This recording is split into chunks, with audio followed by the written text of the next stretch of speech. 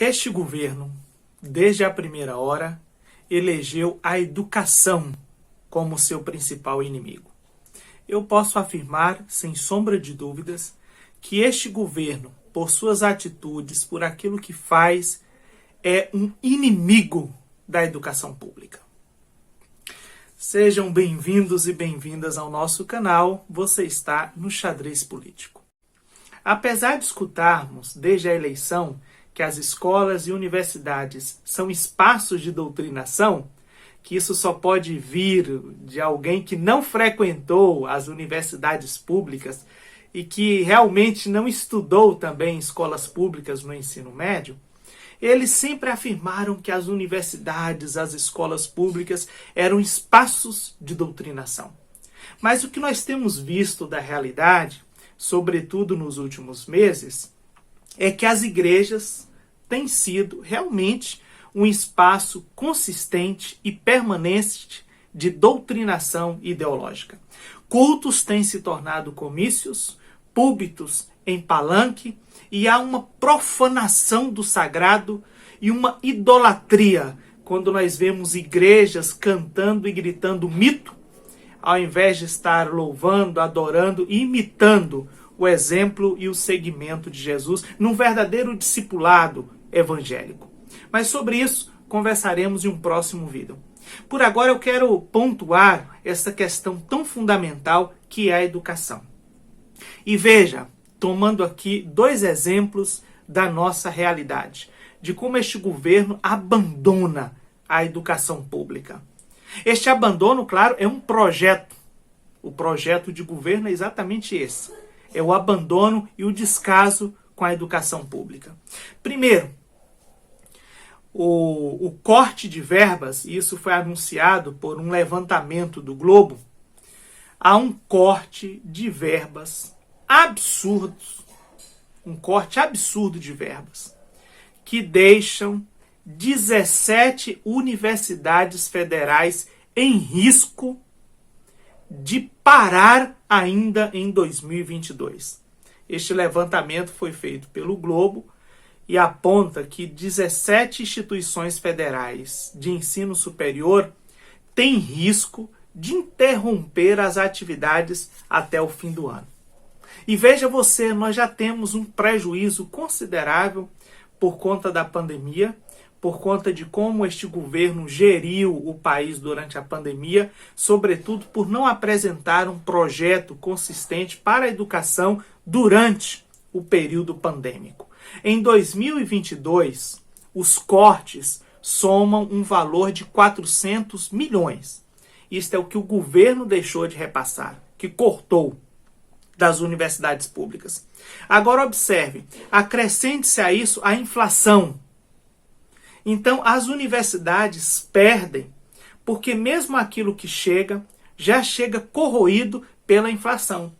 E aí você pode acessar essa matéria online, ela traz uma série de situações dessas universidades, como a Universidade Federal do Rio de Janeiro, a Universidade Federal de Lavras, de Santa Catarina, do Pará, a Universidade Rural do Rio de Janeiro, de Alfenas, de Porto Alegre, de Alagoas, do Rio Grande do Norte.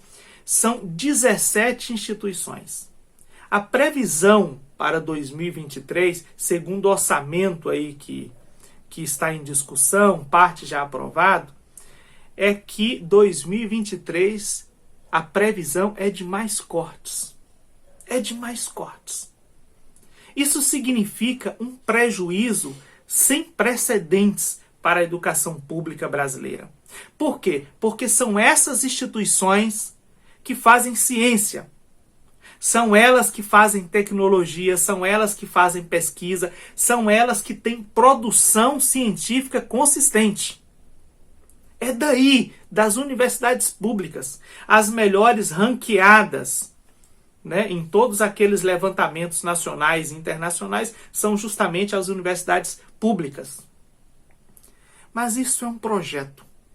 Porque o próprio ministro da Educação, aliás, os dois anteriores, já diziam que a universidade é para poucos.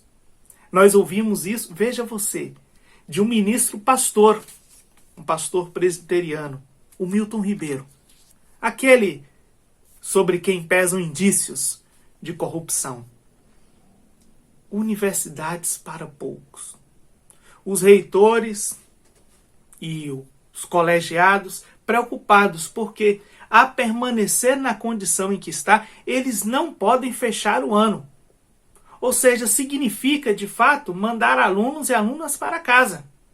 Isso é um prejuízo, eu disse e repito, sem precedentes, sobretudo porque nós estamos saindo de um período pandêmico.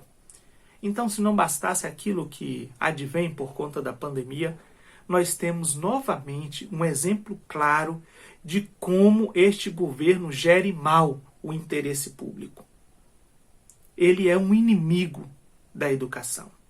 Agora veja o segundo exemplo, tão estarrecedor quanto o primeiro. O atual presidente da República vetou o aumento da verba para merenda escolar. Isso no último dia 10 de agosto. O presidente vetou um aumento de verba para merenda escolar. O Congresso aumentou o valor, veja você, que não era reajustado desde 2017. Então, a mesma coisa acontece aqui, corroído pela inflação. Na prática, é um valor menor a cada ano. E o presidente vetou esse aumento. Observe, o valor repassado é de 36 centavos, isso mesmo, 36 centavos para cada estudante do ensino fundamental e do ensino médio. Para alunos e alunas da pré-escola, o valor é de 53 centavos. 53 centavos. Isso significa, grosso modo, que é menos de R$1. Menos de R$1 para alunos e alunas da pré-escola e do ensino fundamental. Essa é uma política que alcança 35 milhões de alunos e alunas. 35 milhões de alunos e alunas. Como justificar isso? Sabe o que o governo diz? Que aumentar o valor da merenda escolar contraria o interesse público. Sabe o que não contraria o interesse público? O uso do cartão corporativo. Sob sigilo, claro. É a compra da eleição. Com essas PECs que são inconstitucionais, que furam o teto, que são pedaladas fiscais. E isso me dói profundamente. Veja, eu estou na pós-graduação, eu faço doutorado, como vocês sabem, em uma universidade pública. Eu vejo isso. Mas me dói muito mais é com a criançada.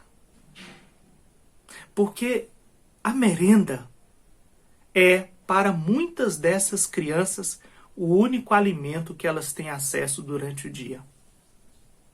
Então, é uma política que não deveria nem estar em discussão, que não deveria nem estar em pauta, que deveria ter um reajuste natural, constitucional ali. E precisamos lutar por isso. E dói também, no interior de Pernambuco, eu aprendi um ditado que diz que quem a meus filhos beija, a minha boca adoça. Se está cuidando das nossas crianças, se está alimentando as nossas crianças, se está agindo politicamente para o bem das nossas crianças, está agindo também para o nosso bem, para o bem do nosso país. Porque a educação é a chave para nos transportar para uma sociedade de mais desenvolvimento, de mais tecnologia, de mais consciência, de mais conhecimento, e em certo sentido não é a única, mas também de mais humanização. Nós precisamos garantir este acesso à educação e acesso de qualidade. Acesso para todas as crianças, naqueles princípios de uma educação pública, gratuita, universal, laica. Nós precisamos batalhar por isso também. Então observe, ele odeia a educação e odeia também as crianças pobres. Porque é injustificável vetar este aumento para as nossas crianças. Crianças e adolescentes que precisam, que muitas vezes só têm acesso a esta comida. Mas nós podemos dar uma resposta consistente, uma resposta contundente, uma resposta audível. Votar pela educação, votar pela valorização da escola pública, da universidade pública, do ensino público, dos professores e professoras, das nossas crianças, adolescentes e jovens, é votar contra o atual governo. Dito de outra forma, votar no atual governo é votar contra a educação. Escreva aí como é que você percebe isso, como é que você recebe essas notícias. Você está no Xadrez Político e mais tarde a gente está de volta.